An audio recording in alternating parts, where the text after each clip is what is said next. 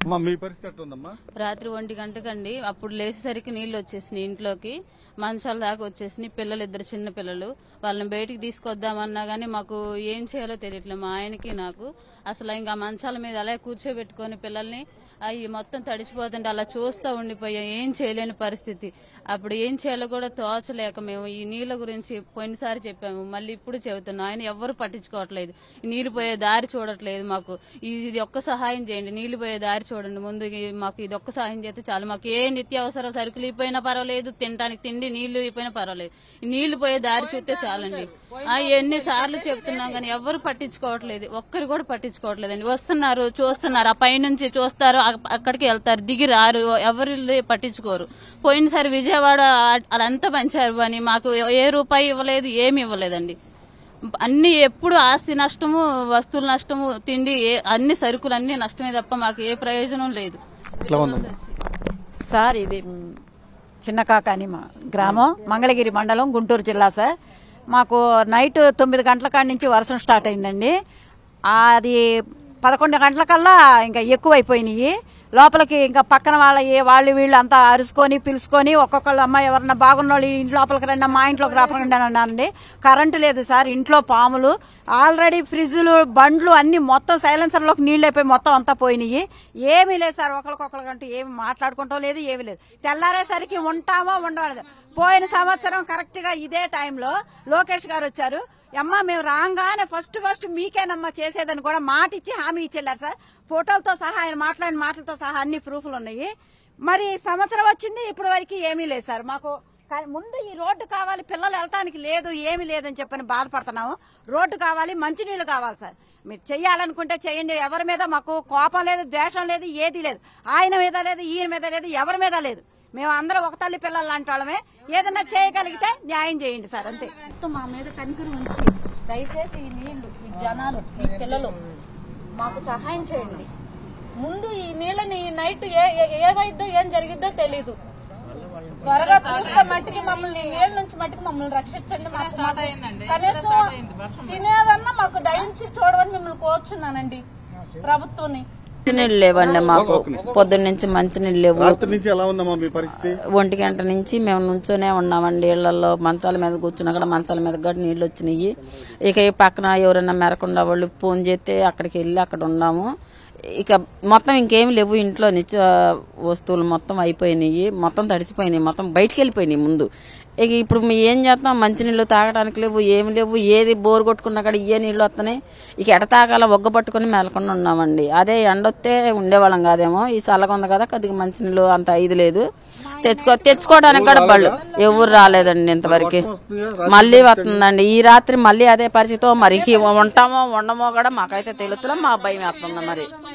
మరి ఎంత కోరుకుంటున్నాం మేము. దారి లేదు మాకు, కనీసం ఇటు దారి వెళ్తానికి లేదండి. మనిషి మునిగిపోతున్నారు. కనీసం వెనక పక్క వెళ్దామన్నా కూడా లేదండి. పసిబిడ్డలు పెట్టుకుని తెల్లవారు ఎత్తుకొని కూర్చున్నాము. కనీసం బియ్యం లేవు, కనీసం అన్ని తడిచిపోయినాయి. కూరగాయలు తడిచిపోయినాయి, అన్ని తడిచిపోయినాయి. కూరగాయలు అయితే కొట్టుకుపోయినాయండి. బియ్యం కూడా లేవు. ఆ తడిచిపోయిన బియ్యం కడిగి పెట్టుకొని అన్నం వండుకుంటే అసలు ఆ గ్యాస్ పొయ్యి అలగట్లా, పొయ్యి కూడా తడిచిపోయి. మంచినీళ్ళు తాగి ఉన్నామండి. నిన్నటి మంచినీళ్ళు ఉంటే ఆ మంచినీళ్ళు తాగి ఉన్నాం. కనీసం తింటానికి కూడా నేను ఒక్కదాన్నే ఉంటా ఇంట్లో. 3 గంటల రాత్రి ఆమె ఎత్తుకెళ్ళింది, తీసుకెళ్లి. నేను హార్ట్ పేషెంట్. మా అమ్మ ఏమైందో చచ్చిపోయిందో బతికిందని అమ్మ కొడుకులు 2 వచ్చి అప్పుడు తలుపులు కొట్టు లాక్కొని వెళ్ళారు. ఆమె రాత్రి నుంచి వాళ్ళే చూశారు నన్ను.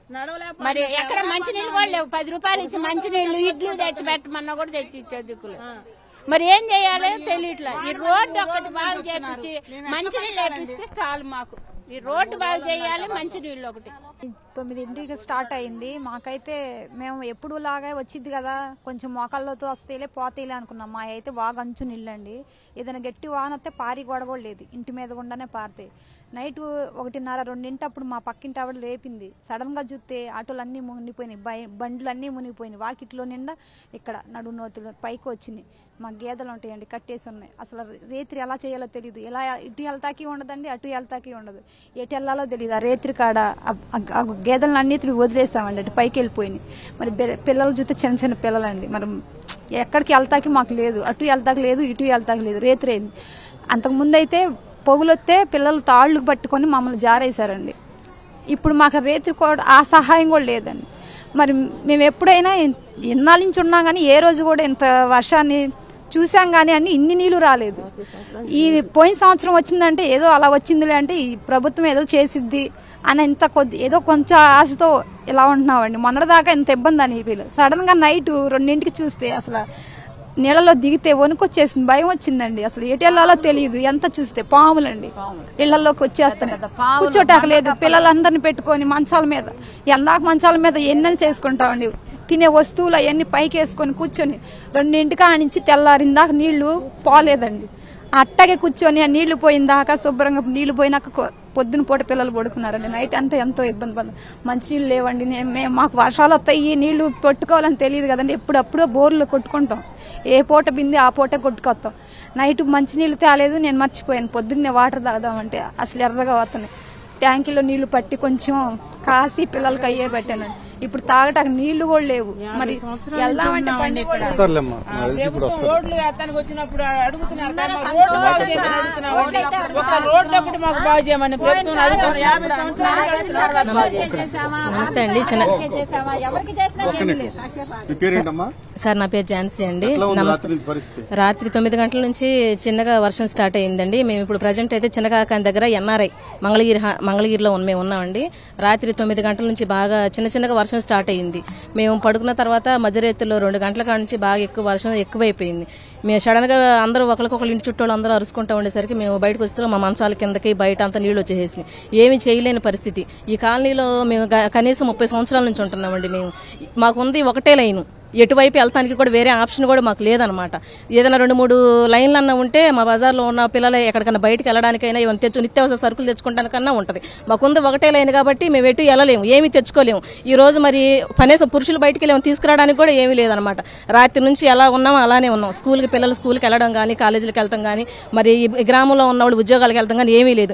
ఇదే పరిస్థితి ఇలానే కంటిన్యూ అయితే రేపు మా సిచ్యువేషన్ ఎలా ఉండిద్దో మాకు తెలియదు. మరి కనీసం మా చిన్నకాకన్న గ్రామంలో అధికారులు కానీ ఎవరు కూడా మమ్మల్ని వచ్చి పరీక్షించింది కానీ ఎలా ఉన్నారని అడిగిన వాళ్ళు కూడా మమ్మల్ని ఎవరూ లేరు. మరి చిన్న గ్రామం అయినప్పటికీ మా దగ్గరికి ఓట్లకి రావాలంటే ఎంతమంది వస్తున్నారు, మరి ఎవరు వెళ్ళి అదరికి వెళ్ళి మాట్లాడటానికి కూడా ఏమీ లేదు. వచ్చి అసలు ఎలా ఉన్నారని అధికారులను కనుక్కోవాలిగా. మేము వాళ్ళ నుంచి ఏమి ఎక్స్పెక్ట్ చేయట్లేదండి. కనీసం ఎలా ఉన్నారని అడగాలి. ఈ నీళ్లు పోయే మార్గం అన్నా చూడాలి కదా. ఇప్పుడు ఉన్నదంటే ఎట్లాగో ఎలా అడ్జస్ట్ అయ్యి తింటాం అనమాట. ఉన్నది ఇప్పుడు పచ్చళ్ళు కారాలు ఏదో ఒకటి ఉంటాయి, తింటాం, వాటితో సరిపెట్టుకుంటాం 2 రోజుల వరకు. ఇలానే వదిలేస్తే మా పరిస్థితి ఏంటి? చిన్నపిల్లలు ఉన్నారు, రాత్రి అసలు భయంకరమైన పరిస్థితి. ఇంకా మేము అప్పటికప్పుడు వచ్చి చిన్నవాళ్ళు ఉన్నారు, ముసలోళ్ళు ఉన్నారు, వాళ్ళందరినీ క్యారీ చేయాలంటే మాకు ఆడవాళ్ళకి ఎక్కడికి వచ్చింది. అసలు ఆడవాళ్ళం అయితే అసలు మా తల ఒకటే కనపడుతుంది, పెద్దవాళ్ళకైతే ఇక్కడ మొత్తం ఇదైపోయింది. అట్లాంటి పరిస్థితులు మమ్మల్ని ఇలా వదిలేస్తే ఎలా? కనీసం మేము ఇక్కడ 35 years నుంచి ఉంటున్నామండి. ఇప్పుడు సడన్ గా మేము వెళ్ళాలన్నా లేదు, ఎటు ఇంకో వేరే దారి కూడా లేదు. కాబట్టి మాకు ఈ సొల్యూషన్, మేము ఇప్పుడు ఆహారాల కోసం ఇంకో దానికోసం ఎలాగో మేము అనట్లేదండి. మాకు ఈ నీళ్లు పోయే పర్మనెంట్ సొల్యూషన్ కావాలని మేము అడుగుతున్నామండి. ఇదొక్కటి మమ్మల్ని చేయాలని అధికారులు మేము అడుగుతున్నాం.